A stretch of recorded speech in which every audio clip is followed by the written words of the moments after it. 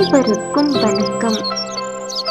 இன்னைக்கு நம்மளுடைய மலர் ஹோம் குக்கிங்ல ரொம்பவே யூஸ்ஃபுல்லான ஒரு டிப்ஸ் தாங்க பார்க்க போறோம்.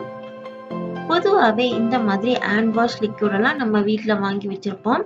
பசங்க நிறைய எடுத்து நம்ம நிறைய வேஸ்ட் பண்ணிடுவாங்க. நம்மளால சொல்லவும் முடியாது சின்ன குழந்தைங்களுக்கு. அதனால அவங்க வேஸ்ட் பண்ணாம இருக்கிற மாதிரி ஒரு சின்னதா ஒரு டிப்ஸ் தான் பார்க்க போறோம். பால் கவரா இருந்தாலும் எந்த ஒரு பிளாஸ்டிக் கவரா இருந்தாலும் ஃபுல்லா நம்ம கட் பண்ணி தனியா போட்டோம்னா அது தனியா தேடி டஸ்ட்பின்ல போட வேண்டிய வேலை இருக்கும். அதனால எந்த ஒரு கவரை நம்ம கட் பண்ணாலும் கொஞ்சமா இதுல ஜாயிண்டா இருக்கிற மாதிரியே கட் பண்ணோம். அந்த பழக்கத்தை நம்ம பழகிட்டோம் அப்படின்னா நம்ம தனியா அதை பொறுக்கி டஸ்ட்பின்ல போட வேண்டிய வேலை இருக்காது.